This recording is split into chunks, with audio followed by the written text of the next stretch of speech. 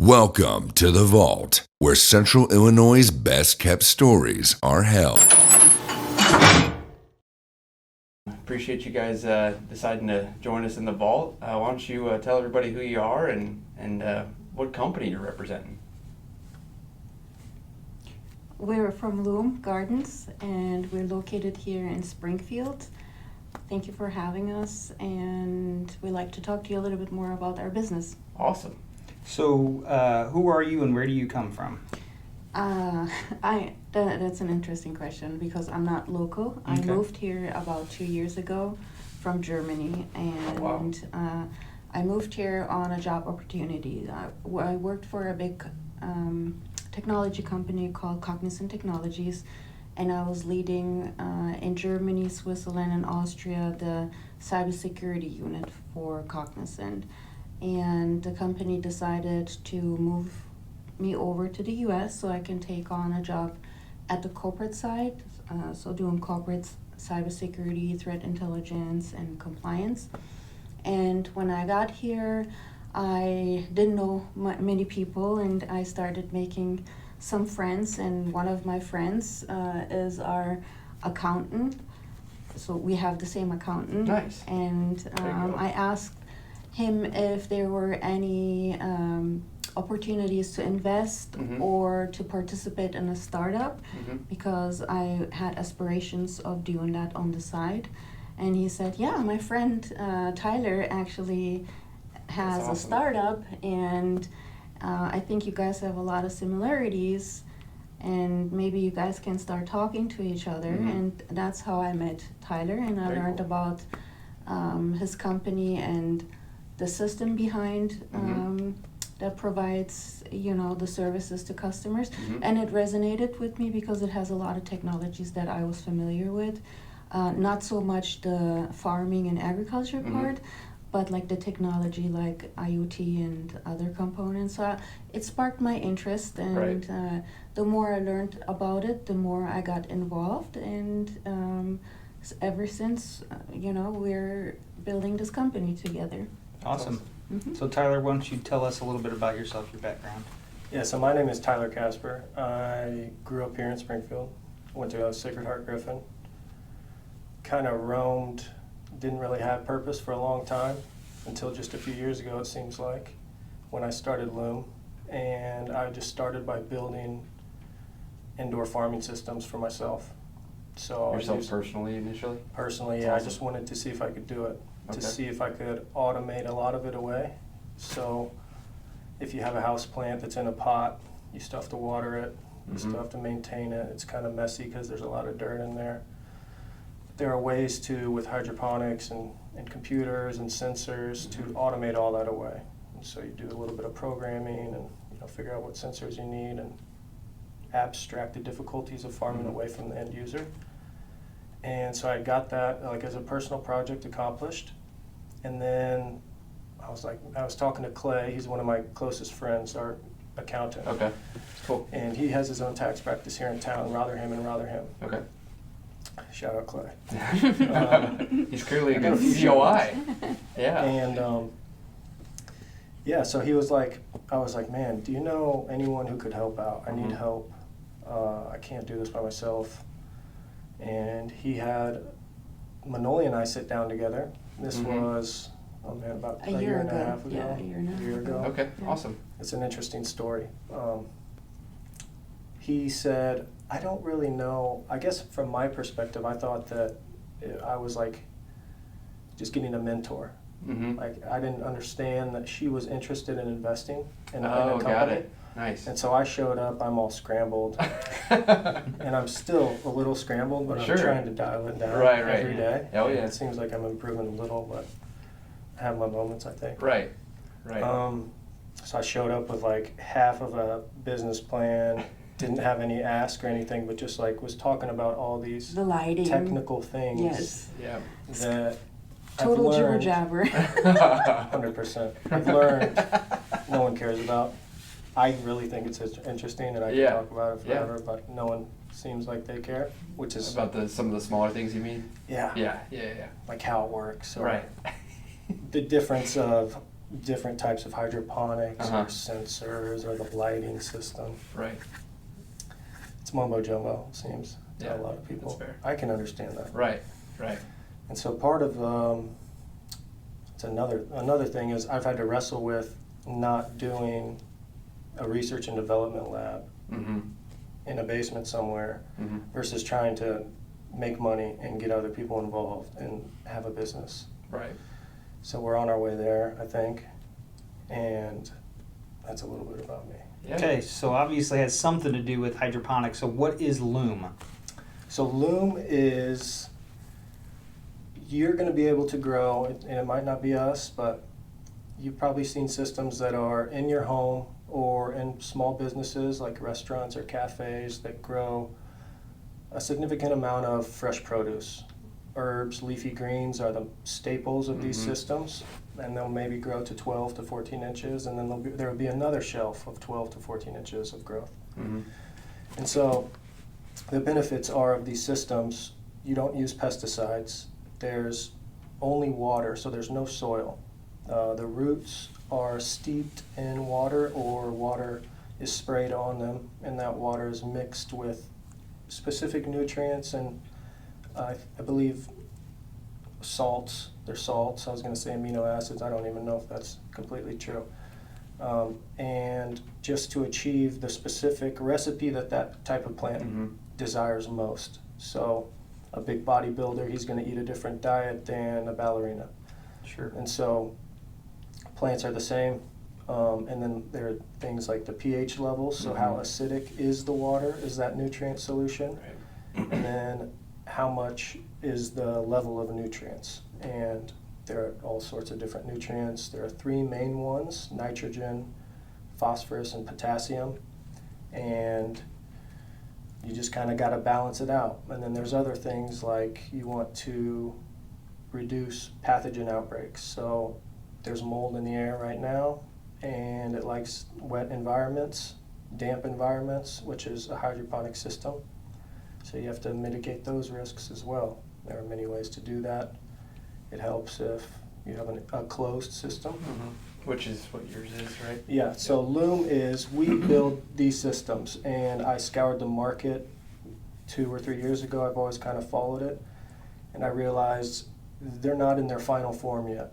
They're going to be more advanced, they're going to be better, they're going to be more automated, they're going to be bigger so you can grow a wider set of crops Mhm. and then actually be able to feed your family. Mm-hmm. Maybe all the produce. All of the types of plants that you can grow in this system Mm-hmm. could potentially come from one system that's about the size of a bookshelf. That's awesome. Basically, if you would like very simplify it, one of our competitors has a tagline, a marketing tagline says furniture that grows food, or like we could say it's a refrigerator or appliance type of system that you can use to grow your own food. Right. Or flowers, or whatever you prefer.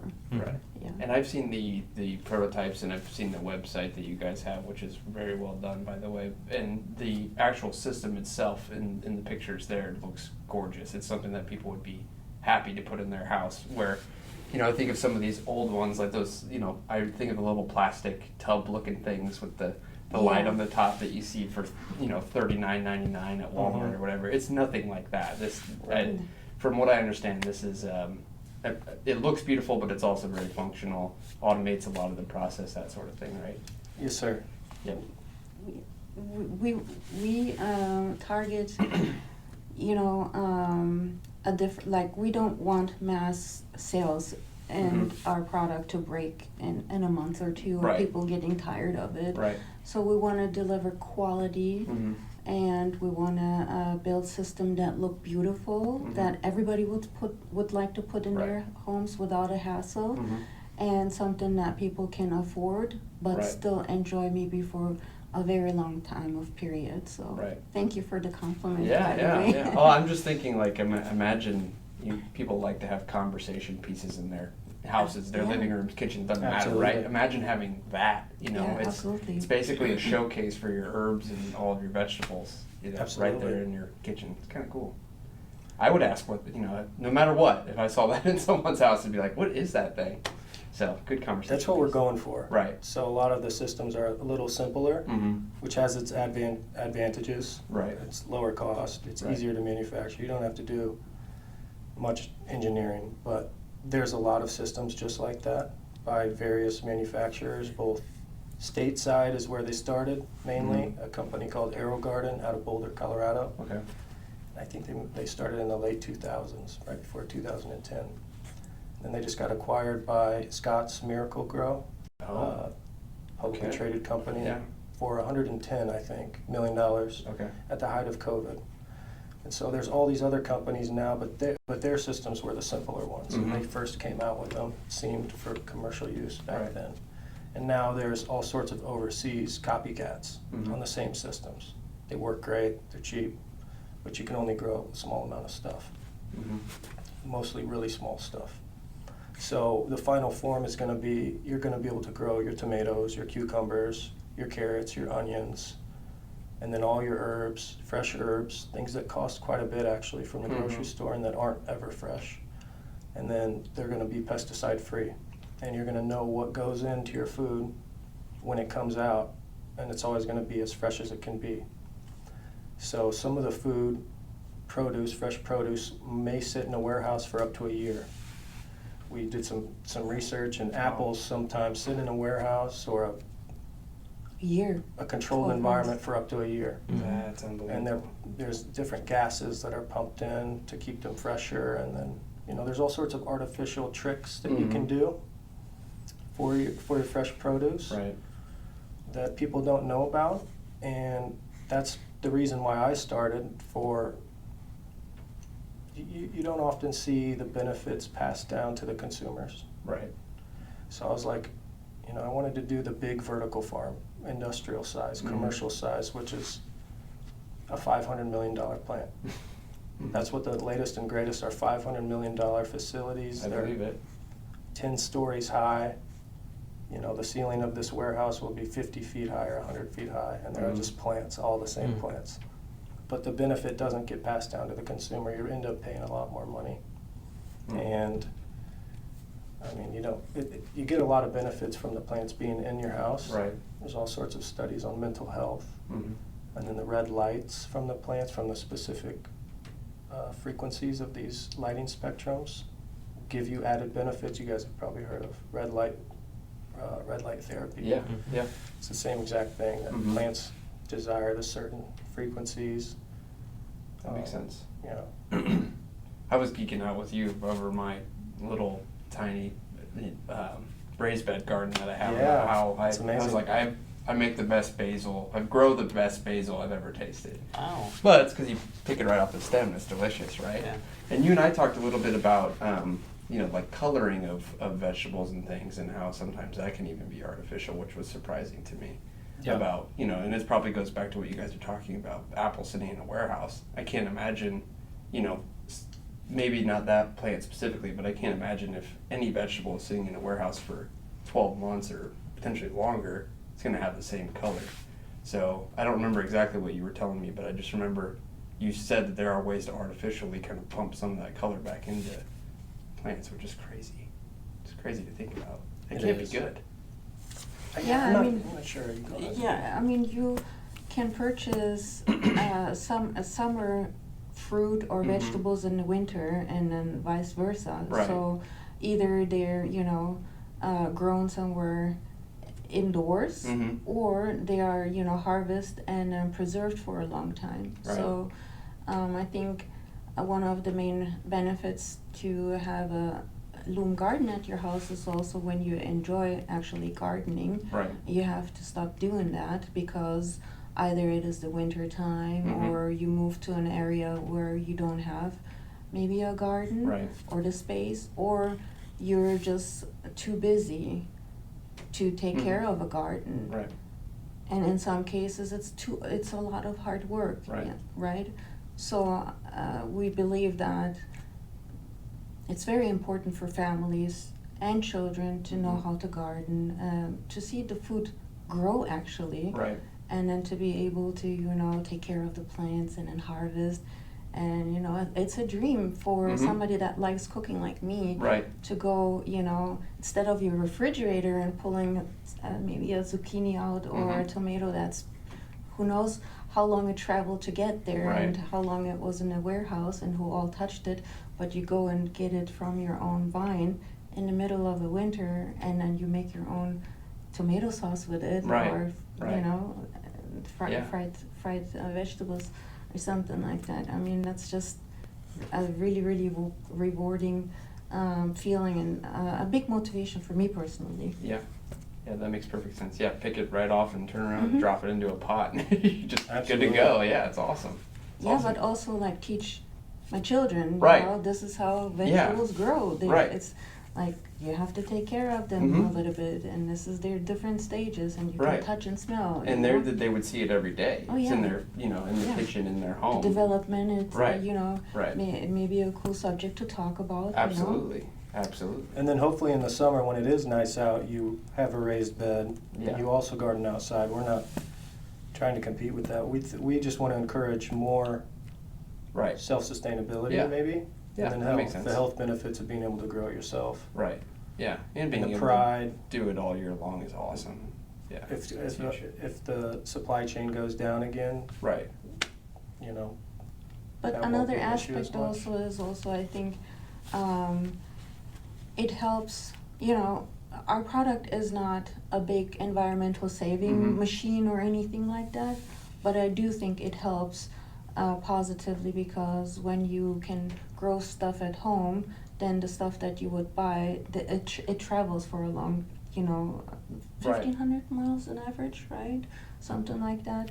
That's a long way. Yeah, Yeah. and you know, you can do your own little Mhm. contribution. And we hear about stories in the Netherlands, for example, that farmland is going away, or there's some discussions here that they want to get away with farmland because they feel it's bad for the environment, you Mhm. know. And AgTech is a good way of balancing that, I think. And like Tyler always says, AgTech is like almost like the last frontier. You always say that is, you know. I'm not an expert in all this, but to me, it seems like agriculture is the last, like, Mm-hmm.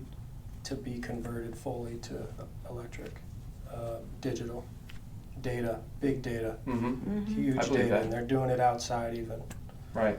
And they've got drones that precisely spray pesticides on one weed, and Mhm. you guys might have seen the drones that drive through and they zap the weeds with lasers. I have not. This is my ag expert right here. So Yeah, so they're doing very cool stuff That's wild. outside, and it's gonna happen inside also. And it's just, maybe we're at the right time, we're early, I think. We've Right. done a lot of qualitative interviews Mhm. for market research to Mhm. see if what people know and what their lifestyles are like, people Right. who we think our target market is. right. Upper middle class, typically we have a little more expensive product, Mhm. a family owner, someone who takes good care of their health, cooks Mhm. often. They might own certain products, upscale, like maybe an Apple phone or a Peloton or something. Right. So we've interviewed a lot of these people, and a lot of them don't know anything about indoor gardening, indoor Mhm. farming. They know nothing. They don't know what our competitors' products look like. Mhm. So that's been a pleasant surprise. Right. I think that's a good thing, being in the Midwest. We don't get the trends as quickly as everyone else. Mm-hmm. But I used to live in Boulder, Colorado, and everyone there knows Right. these systems. And I'm sure in California, parts of California or Mhm. New York, they probably know these type of systems also. Mhm. But we have Illinois, Iowa, Indiana, we're in a unique situation with agriculture and the coming ag tech revolution. It's already here, but we have an opportunity to be the heart of we missed out on Silicon Valley. We can Mhm. have ours for agriculture. And I really do believe that's gonna That's a happen good point. right here. So that's pretty exciting. I've heard other people say that before. You're not the first person I've heard say that, and I think that there's definitely something to that. We definitely have the most history, working in that space across Absolutely. the country. And the nice thing about not being the first person to market is you can kind of watch some other people make some mistakes and fail at some things. So, us kind of trailing in terms of where other states might be in your industry specifically could be a positive thing. You guys probably have already watched your competitors make some mistakes that you were like, all right, not going to do that. So that's got to be nice. And you guys do, when this product is available for purchase by just anybody, you guys are going to market kind of across the country, I would imagine, right? Yes, sir. Okay, cool. Yeah, so maybe to elaborate on that, of course it is great for us to be able to observe what the competitors are doing in regards of either the technology or their business model. And we went to a conference. Don't say too much about this. No, but it gave us a lot of insight, right? Yeah. So when we go and witness the competitors, the products and things like that, it gives us lessons learned, and we can improve our business and technology and everything, from that. Right. Was that too much? No, sometimes Nick puts on sunglasses and a beard and goes in other banks and cashes checks just to see how they operate. When I was a branch manager, I used to open accounts at other banks. One, to get their deposit bonuses, because it's like, hey, $300 is $300. But also, when I was managing other people, it's like, what are they doing that we're not? And Absolutely. Banks are unique, where you can just walk into a bank, and if you're in the retail part of a bank, where tellers and the personal bankers are, you can find out most of what they're doing pretty easily. Oh, wow. So is it different to other banks are doing things like Not so much, tellers? but sometimes you see a really good idea and you go, yeah, I'm stealing that. Yeah. Ah, So, that's interesting. and it could be something as simple as, wow, I got greeted by every single person that works there when I walked through the door. That felt nice. Why isn't my team doing that, Or it could be, oh, they're offering this product that we don't have. Why are we not offering that? So it could be anything, but it's weird. Like, I know it's kind of the same topic, but like in the grocery industry, they're always going into each other's stores all the time, trying to figure out what one of them's doing and what one of them isn't doing, that sort of thing. So it's that's interesting. a funny thing. Even in the technology IT, we do that. Like if we have a big RFP, request for proposal, there are actually people who gather intelligence about the other companies that are bidding too. I That believe technology's pretty cutthroat. Yeah, I can imagine. So how are you going to find, you said you know who your target audience is, how are you going to find those people and market to them? So we're currently looking to hire a marketing firm. We've gotten some quotes for what a marketing plan will approximate to. Okay. And we're updating our current business plan. So we've got an old business plan, but we're updating it, adding in all these costs, and then we're going to have some exact numbers. But we're going to let the professionals really probably do. So it's going to be based all e-commerce. That's what we'd like. Yes. Okay. Yeah, and then things that you do normally for advertisement, social media, and things like that. But like you said, we're going to let a professional company handle that. But I think maybe the question is towards if we're going to have like a brick and mortar store here, we're going to go e-commerce first. And then maybe, if we feel like it would be a great thing, then that's a possibility too. I think people would love to touch and see, but I don't think we would be very successful if we only sell it out of a brick and mortar store.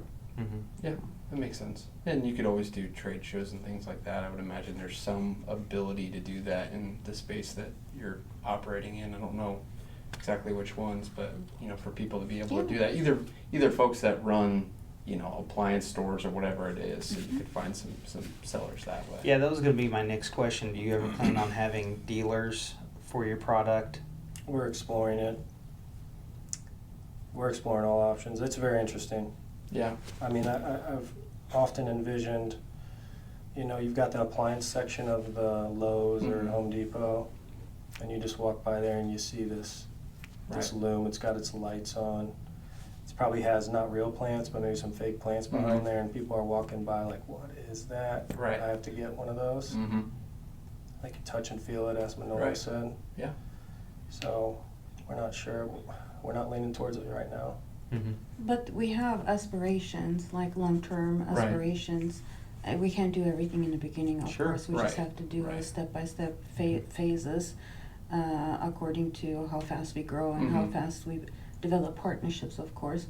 But one of our aspirations also is to have a Loom Garden in every new built home, like as an inventory part of the kitchen or maybe the dining area, right? Like That would be a awesome. wine cooler or something. So that the real estate developer Mhm. can add on some value that maybe other developers don't have. Right. You know, so like Right. an add-on quality or attraction feature. Mhm. Sure. I know from when I lived in Indiana, we had some builders that were kind of like upscale developers, and they would have options to add like a wine cellar in your kitchen, and it wasn't Yeah. necessarily a wine cellar; it was more just like a big wine fridge. But Mhm. you know, there were options to kind of add those things, so that's a great idea. I didn't even think of that. Yeah. You know, I don't know how you make those partnerships, but it's good. I mean, that's the nice thing about a startup, right? And the good and bad thing is you can get as creative as you want to be, I feel like.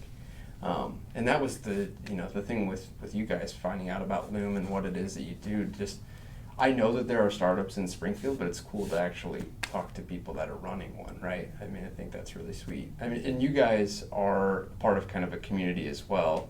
I know I saw you guys do a pitch night at Innovate Springfield. Mhm. Do you guys feel like you do a decent amount of networking with other startups locally, or Central Illinois? Do you do some of that as well? Share ideas that way? We could do better. I Fair enough. was gonna give the same answer. Always Yeah. do better. Yeah. Yeah. And Definitely. unfortunately, when you have a startup, you are doing everything. Right. Right. Yeah. So it's not a 9 to 5. Everybody knows that. Yep. And we love going to exciting events and gatherings Mhm. and meeting other. And I think maybe in Springfield, we haven't seen that many events where you like can network Mm-hmm. on a regular basis. But there's some opportunities, but I'm not sure if we're not seeking them all too much, or Nick? I mean, yeah. I mean, Nick has them. Yeah. Tell us about Rise. Yeah. Maybe hook us up, No, please. Yeah, we've heard enough Have you? guys on this podcast. It gets brought up. It gets brought up a lot. When is your next event?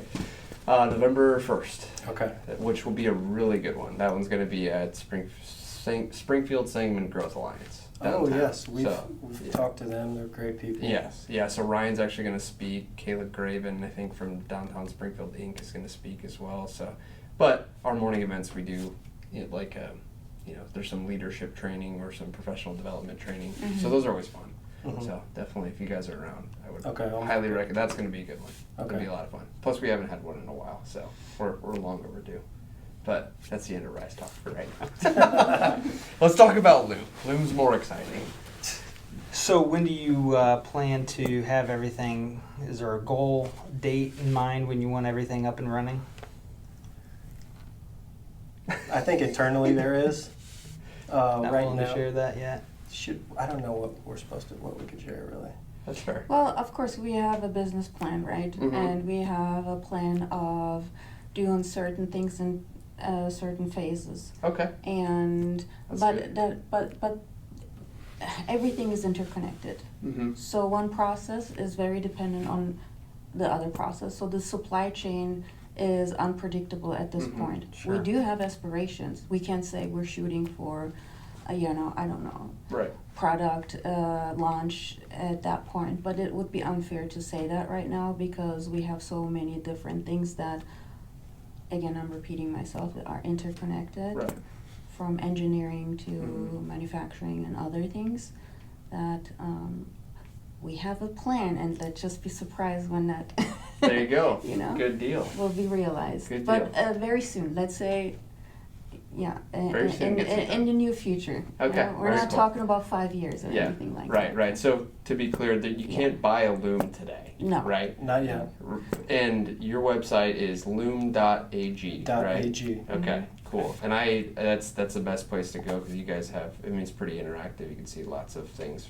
Read lots of you guys have updates on what you got going on, and then also kind of some details on what the product itself is. So that was how I kind of got familiar with it. Awesome. So definitely send people that way. Yeah, loom.ag. Anything else you guys want to cover? We miss anything? I mean, we can talk about it all day, right? Yeah, I bet. I bet. You guys are passionate about it, which is good. I mean, what's a startup without a ton of passion, right? Yeah, Yeah, absolutely. you got to have at least that at the minimum, I feel like. Yeah. It is very different because you have to have passion, but also you have to have a lot of patience. Sure. So we have different backgrounds, right? Mhm. Tyler studied aerospace engineering, I think. You know, like technical background. Right. You know, I mean, I studied cybersecurity, but I was basically managing a business Mm-hmm.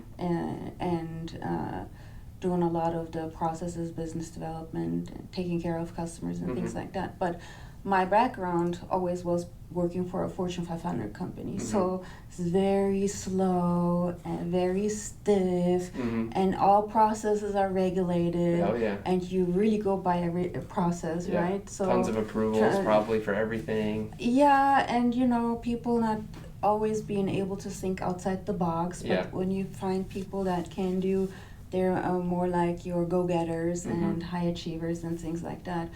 But in a startup, everything is unpredictable, Mm-hmm. and it can go up and down, left and right, and I personally struggled because I was used to a very regulated Sure. work process. Mhm. Like when we set up business meetings at that time, you have that business meeting at that time. Mhm. But in a startup, it could be like, yeah, we set this up, but I'm gonna cancel an hour before. We have to switch really quick, Right. and do something more important. Mhm. Like making that switch and being flexible, and then patience. Yeah. So that was like my challenge, getting involved and building a company basically Right. from the ground up, which is very challenging. Big part of that is funding, obviously. Talk about what that process looks like and how much of a challenge that can be. Because I think that as I've started to learn from folks that are starting startups or have started startups, it's very interesting, especially locally. Because I think like Shark Tank, right? Yeah. Like, yeah, you go dance around on stage for a while and then you get a few $1 million and you just run the business, right? It's not like that. I mean, you guys are kind of, you have a unique perspective being where you're at. So how has that gone and how does it continue to go, I guess? So we're bootstrapped. We've bootstrapped our company. We've self-funded so far. Right. Which is awesome. The venture capital people, a lot of people say that's the best way to do it. Do that as long as possible, but don't get yourself into too tight of a bind at the Right. end there when you're running tight. Mm-hmm. From my perspective, there's two different approaches to the people. It's like a slow family friends approach, Mhm. or like retain as much equity as possible, Right. or it's I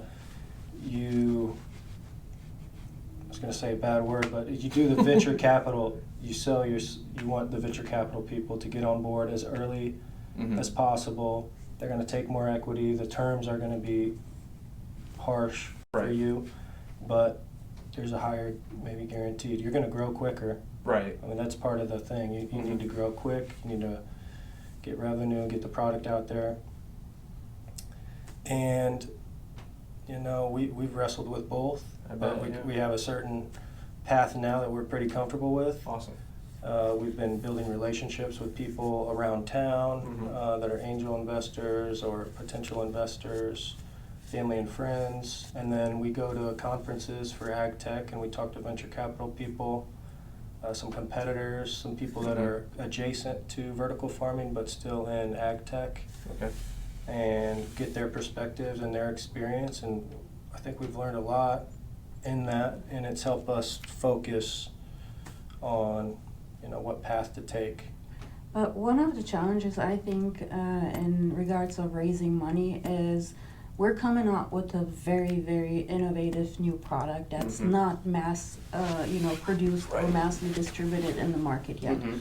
So what we learned also from our research and development studies is that people just have like, okay, you have to think about not people just as end customers, but the questions they ask, they're also asked by investors. Yeah, true. So, right. So one of the questions that we keep getting was like, how much yield? You know, so like the understanding of like, how much do you really like? How many, let's say, zucchinis or Right. cucumbers is a good example, right? Right. How many zucchinis, cucumbers, or lettuce, Right. head of lettuce, do you usually buy a week, let's say, in a grocery store? You buy one head of lettuce. If you're lucky, you eat it all. If you're unlucky, you throw half of it away because you didn't get to it, right? Right. And so I think the difficulties is for people to grasp that you have a refrigerator size system that can grow if you wanted to 10 to 15 heads of lettuce, but they're still not understanding and grasping like the yield aspect of it, and so it's very difficult for them to kind of see how much value it would bring to them, to their personal lives, but maybe also like it is very difficult to discover the market potential, because our market potential is not just made up by one thing, you know. Some say like our competitors, it's furniture. We heard that from like venture capital people, that they said, why don't you guys look into like the market potential and capital, you know, growth of furniture. Some say it's in appliances, but there's also technology That's involved, like IoT, right? It's a smart appliance. So it is very hard to pinpoint just one market and say to an investor, okay, we have data, and this data has been, you know, established for over 15 years and it's very steady. It's not, because this is, like we said, something completely new.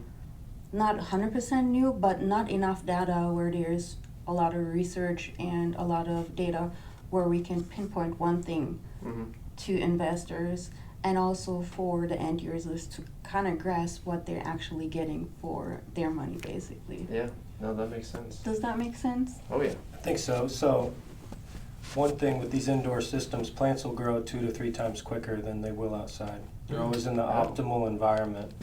So there's no drought, no flood, That's nice. no winter. They're going to grow way quicker. They're going to look healthier. They're going to be bigger in the same amount of time. So you don't need as big of a footprint in your raised bed as inside. And then when you go vertical, you just, you know, instead of growing on the flat ground, now you can grow on shelves. And so you can stack that up however many times you want. Interesting. And so you can really maximize your space depending on what topology you use for your system. And we're really excited about a new product. You know, we've got some old stuff on the internet, and we're super excited about what we're working on right now. That's awesome. Yeah, we can't share that yet. Sure, yeah, It's fair enough. It's super really secret. Fair enough. It's Yeah. different also, so it's different than anybody else's. That's exciting to us too.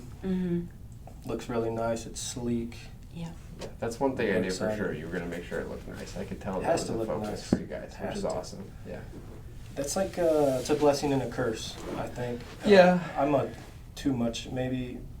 details guy. All of them, the tiniest ones. Sure. Yeah. And He gets lost in the sauce. Yeah. But he's learning. Like he came to the conclusion, I can't be a research and development lab right now. I have Yeah. to be a businessman and that's bring fair. out the product. Yeah. You know? So, I say John gets lost in the sauce all the time, but it's completely different. Completely different. So that brings up an important question. So as you guys are kind of making these advancements and people want to check in on what you're doing, what's new with Loom, what's the best place for them to go? Where's the best place for them to go to follow you guys? I think if they write us an email, like we're always open to connect with people. Okay. And maybe do a presentation if, you know, maybe some organization in the community want to learn a little bit more. Okay. We can do that. We have a presence on Facebook and Twitter, not Twitter, Instagram. Yeah. But of course, at this point, because we're still operating in somewhat of in dark mode, we can't really share like system Yeah, information. that's fair. But we can share a lot of other things, you know, verbally and maybe in a sit down Awesome. or on the internet or on the website. There's a lot of good information. The concept is there. The Right. concept. Right. you know. Right. Okay. Loom Gardens. Loom, Loom, Gardens, on any of the social medias. Awesome. And then our website is loom.ag.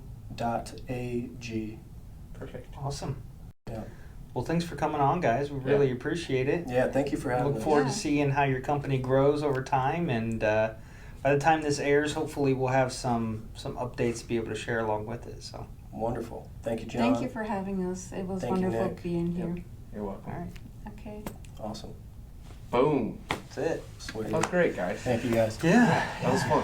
Let me check it out, make sure it looked good. We might have to do this all over again. The Vault, where Central Illinois' best kept stories are held.